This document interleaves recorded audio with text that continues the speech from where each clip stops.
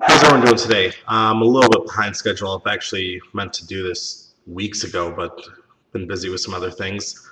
So I am reading the Jeff Pearlman Sweetness book, The Enigmatic Life of Walter Payton. First part was all about him growing up. When he was a kid, growing up in the shadow of his brother, going to high school. He didn't play football till his sophomore year of high school. He waited for his older brother to leave high school.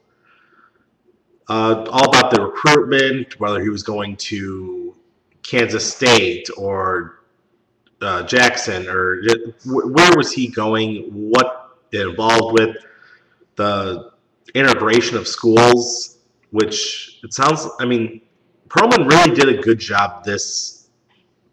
It was all kind of positive things. He made sure to point out mistakes that were made in other books about Walter or even his autobiography. Walter said he was getting recruited by Kansas when it was actually Kansas State. But a lot of good stuff and a lot of things about relationships, him growing up, who he was dating, rumors that he may have been wanting to date one of the white cheerleaders. It was very interesting stuff in part one. What was surprising was really his college recruitment. That the Walter Payton everyone knows, kind of always seemed like he knew what he was doing. But just like every other 17, 18-year-old kid going off to college, they really don't know what they're. He really went back and forth. He had letters of intent signed. He had everything back and forth.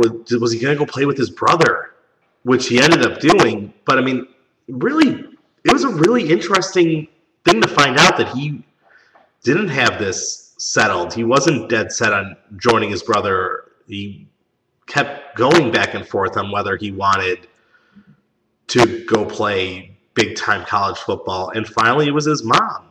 He basically asked his mom to make the decision for him, and the rest is history. But yeah, it was very interesting. What a stud athlete he was, but he was still in the shadow of his brother until really like his junior year of high school. After it took a year of football before people kind of stopped comparing him. He was very much involved in band and basketball, baseball, everything. The whole integration of the schools and the teams, that was very interesting.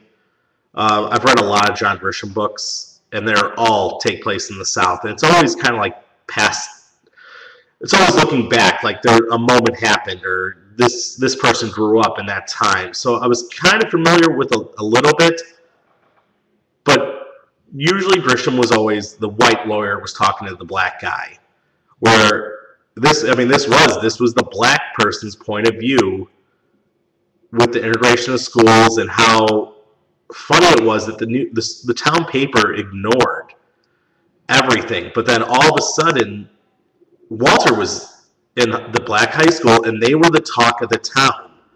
They were it. The white high school was, their football team was awful, but it was the black school that was amazing.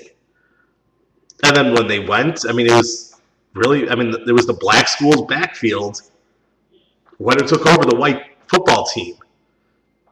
So, a lot of interesting stuff. I like that. The whole first part was very good. It was very informative.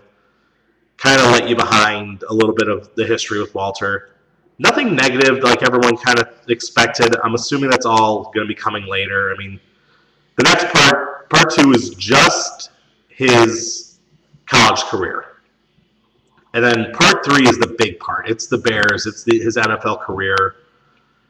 And then we have retirement and the Hall of Fame and all that stuff in part four. And then part five is the end of his life.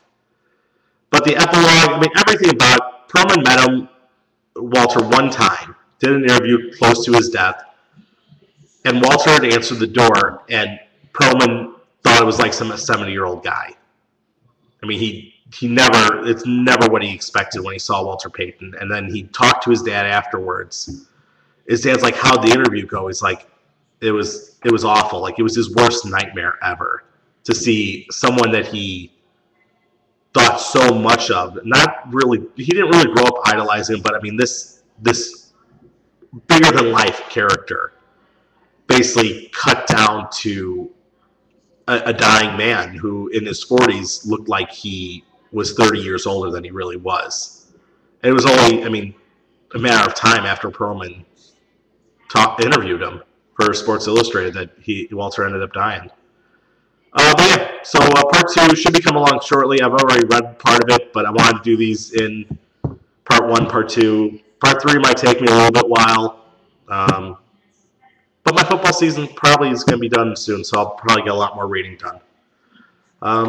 That's it for now. Going to do a quick video on the Joe Pa Penn State issue as well.